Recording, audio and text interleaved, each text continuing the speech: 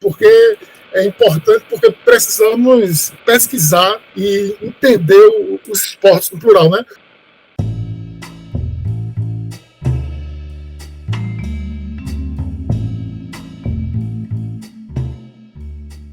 O que nos faz torcer? É a paixão pelo time? Ou é aquele sentimento que nem sempre dá para explicar? Será que a nossa ligação com o estádio é só saudade? Quanto mais a gente se aproxima das arquibancadas, das canções, das cores, mais a gente entende que torcer também é construir um lugar no mundo. Hoje, mergulharemos a fundo nessas perguntas. Talvez você saia com mais dúvidas do que respostas. E tá tudo bem, pois é nesse movimento entre desejo e pertencimento que o esporte nos transforma.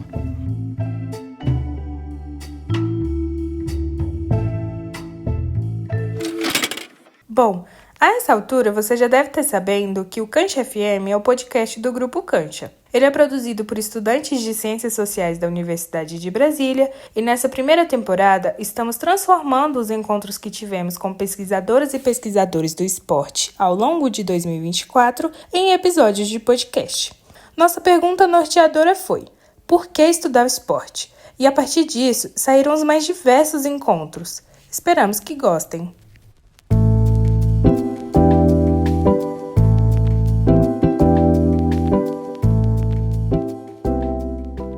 Eu sou a Débora. Eu sou o Emanuel, e nosso convidado da vez é o Dr. Felipe Caldas. E sobre nossa pergunta central, não dá para negar que sem torcedores, boa parte do esporte perde o seu significado. E quando o assunto é torcida, o nosso convidado tem muito a contribuir. O Felipe é doutor em Antropologia Social pela UFSCar, mestre em Antropologia e graduado em Jornalismo pela Universidade Federal da Paraíba. Ele também é integrante do Laboratório de Estudos das Práticas Lúdicas e de Sociabilidade da UFSCar, o LELUS, e membro do Grupo de Estudos e Pesquisas em Etnografias Urbanas da UFPB, o Gueto.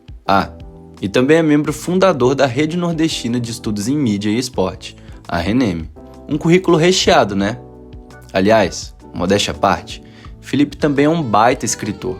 Seu livro O Menino que Queria Jogar Futebol virou filme nesse ano de 2025. O nome do longa é inexplicável e vale muito a pena conferir. A gente precisa entender o esporte, porque entender os esportes é também entender a sociedade em que vivemos.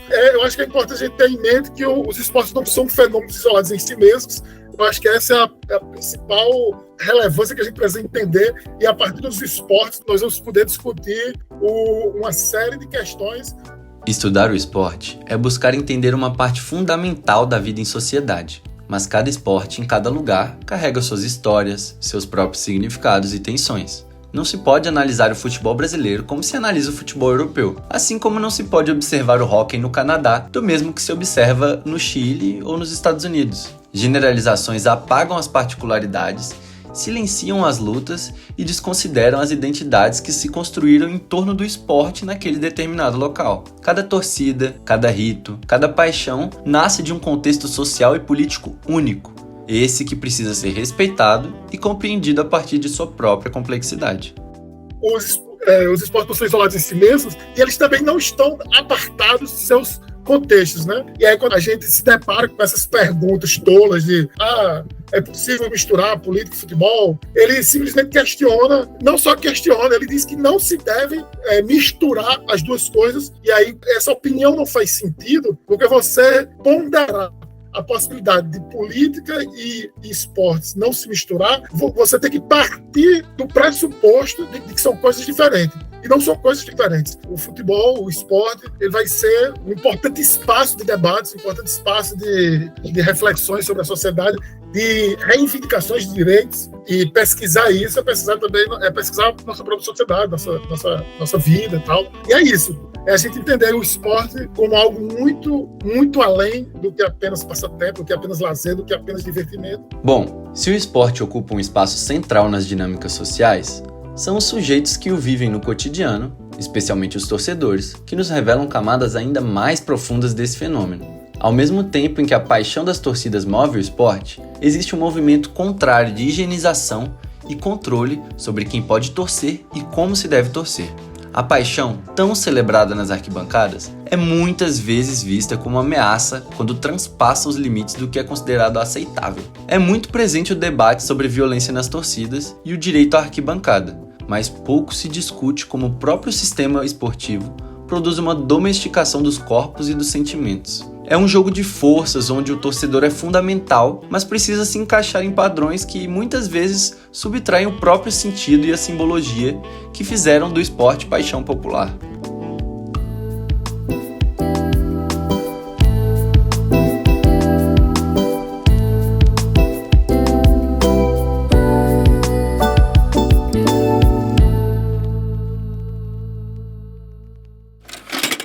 Daí, para aprofundar esse olhar sobre as torcidas organizadas, convidamos um pesquisador que dedica seu trabalho ao estudo desses coletivos no cenário nordestino. Sua pesquisa investiga como as torcidas não apenas apoiam seus clubes, mas também constroem redes de pertencimento, sociabilidade, expressão política e cultura popular nas cidades e espaços que elas ocupam. Mas é importante relembrar o foco em contextualizar o que se estuda, pois o fenômeno das torcidas ganha configurações próprias a depender de onde é observado.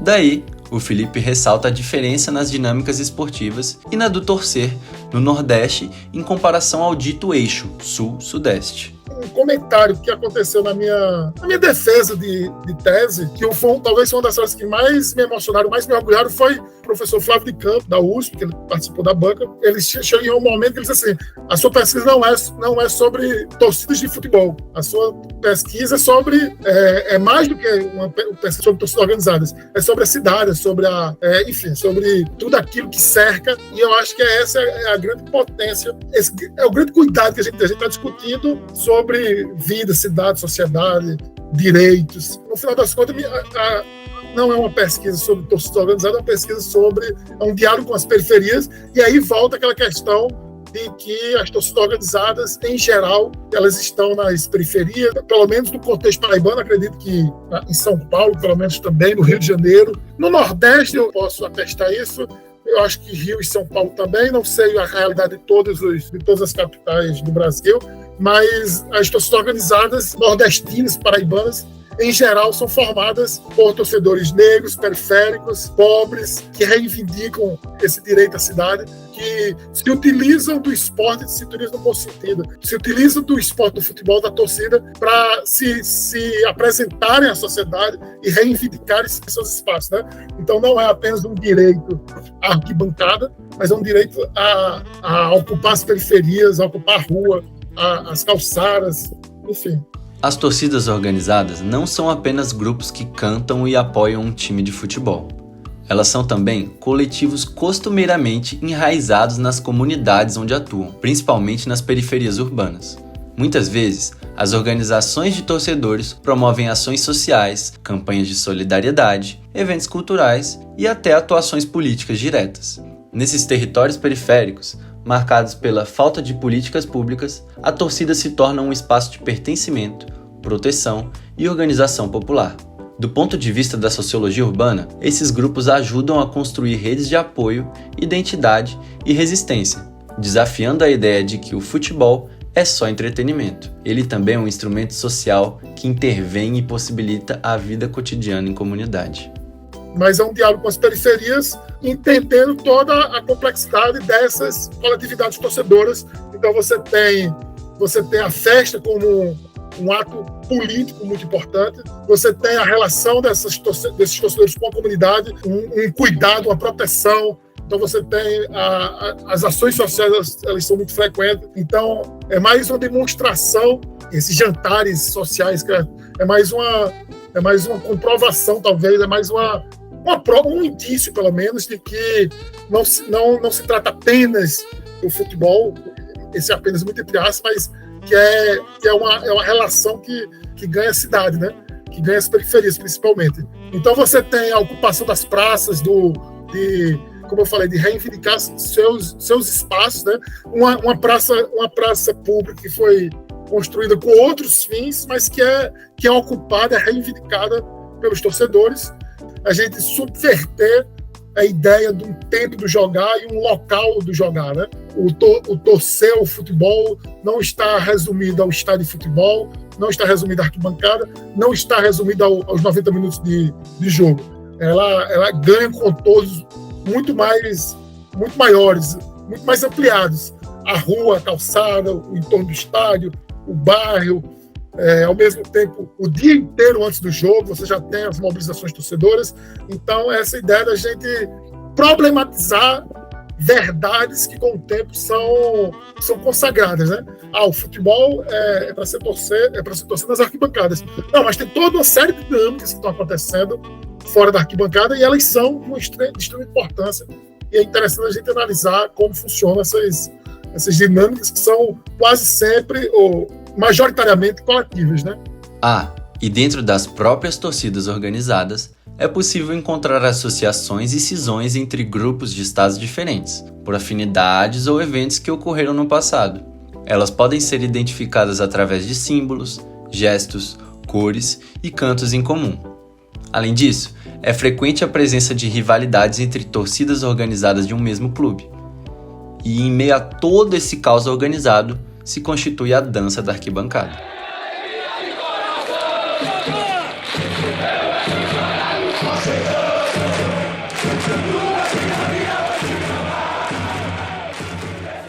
São símbolos que dialogam com o outro, né? Então, com esse símbolo, você cria referência de aliança com um, já cria um aviso de rivalidade com outros, apenas no gestual, nos cânticos, nas vestimentas. Da simbologia conflitiva com o rival, né? Então você rasga a camisa do rival, você bota ela de cabeça para baixo, você tira foto.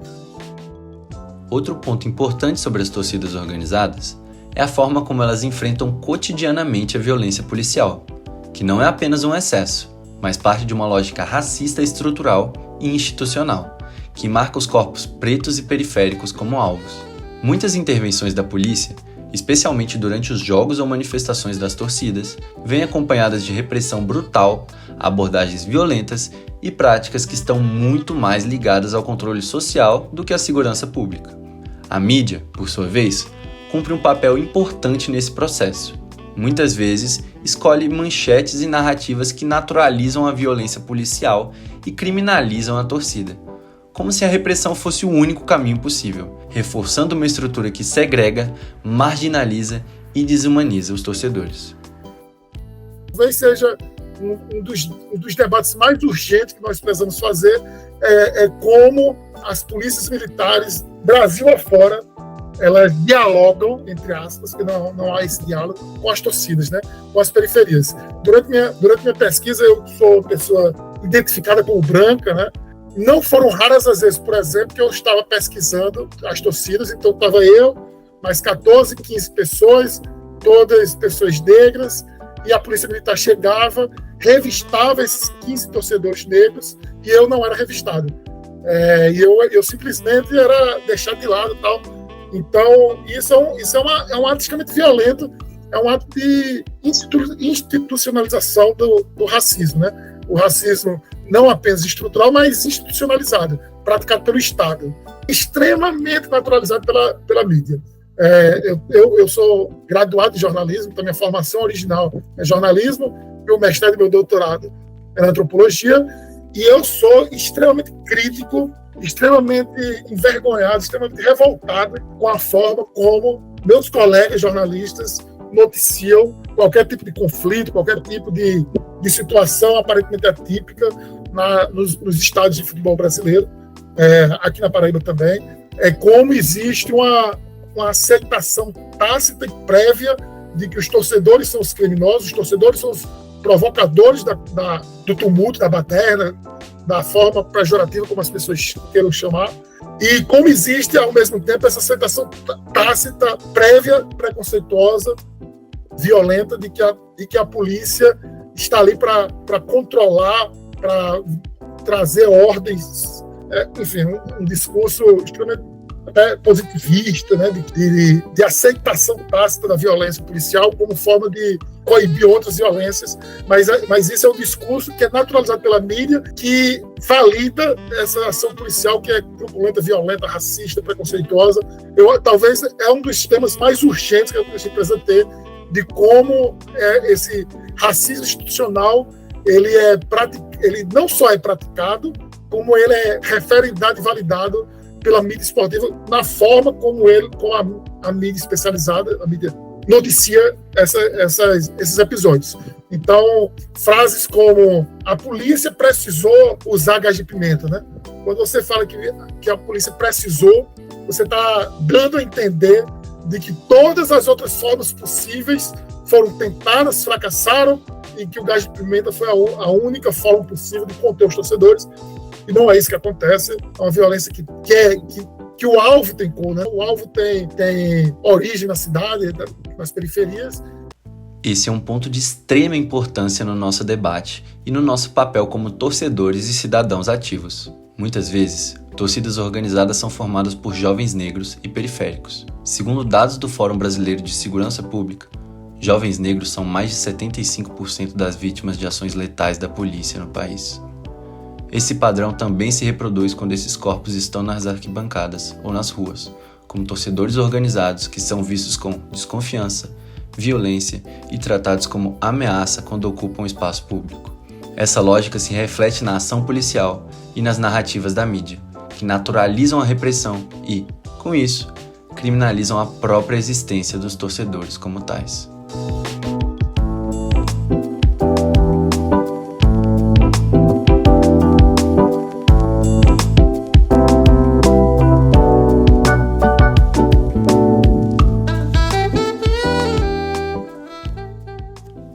Dentro dos estádios, essa violência e preconceito com os torcedores se manifesta através da organização dos setores e da distribuição deles. Mudanças na arquitetura dos estádios, a criação de setores isolados para torcidas organizadas e a segregação de grupos torcedores refletem uma lógica de controle e exclusão.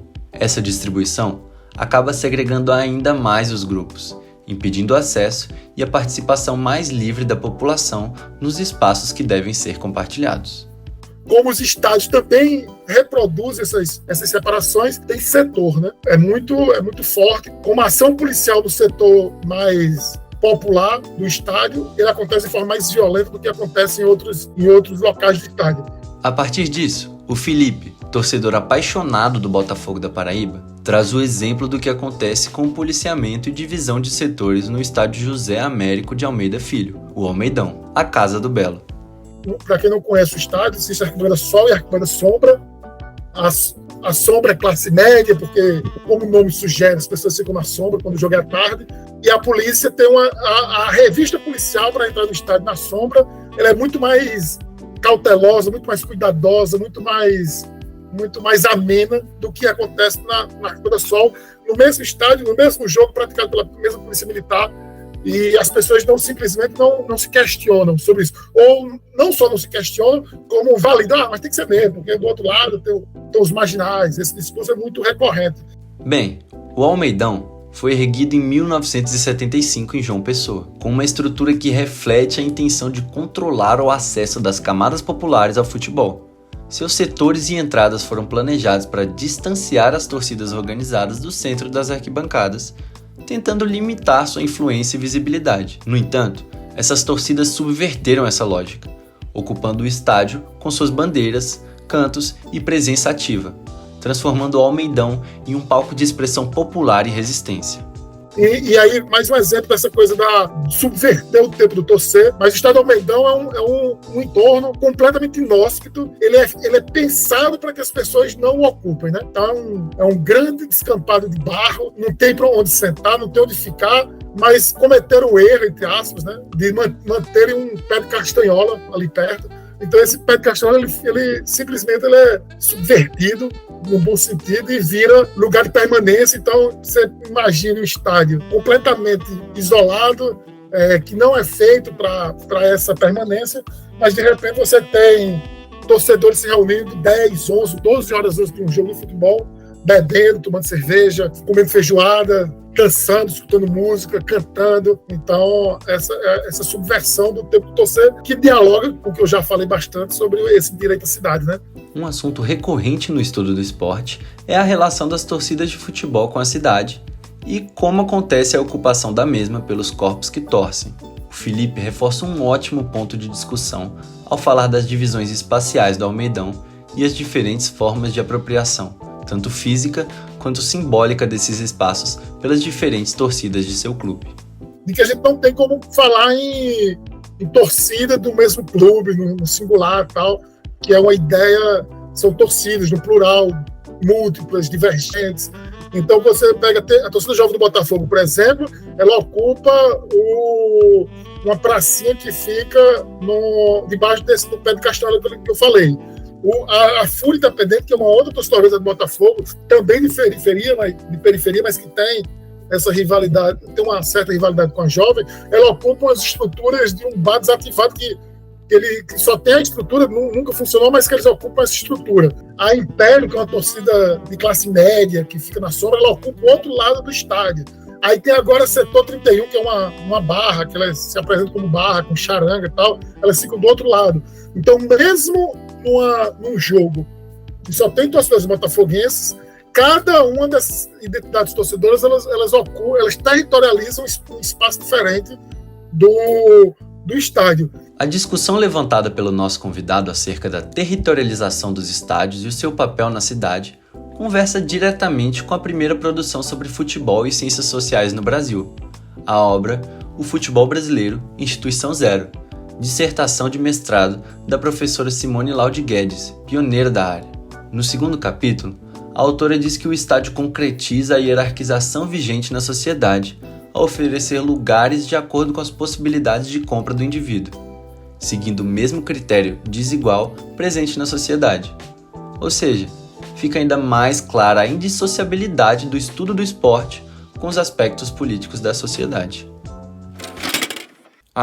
E se você se interessou e quer saber mais sobre esse trabalho pioneiro dentro do nosso campo de estudos, eu te recomendo a leitura da resenha O Pontapé Inicial da Antropologia das Práticas Esportivas, que está publicada no portal Ludopédia, que é o maior portal de divulgação científica sobre futebol da América Latina. Vale conferir. Além da resenha, eu recomendo a leitura do livro completo sobre a dissertação da professora Simone Laude Guedes, que também está disponível no site Ludopédia. Então, é absolutamente possível a gente pesquisar esporte em outras áreas que não seja exclusivamente antropologia urbana, mas e aí não necessariamente você vai discutir sobre direito de cidade, não necessariamente você vai discutir sobre periferia, não necessariamente você vai discutir sobre a ocupação de espaços públicos, mas em alguma medida vai estar um debate sobre política, né? Sobre a política, não necessariamente partidária, mas sobre um ser político, né? Como somos. Então, eu acho que em alguma medida esse debate vai precisar acontecer em outros campos que não apenas exclusivamente, puramente o esportivo, né? Mas é basicamente isso o que eu teria para falar a princípio. Bom.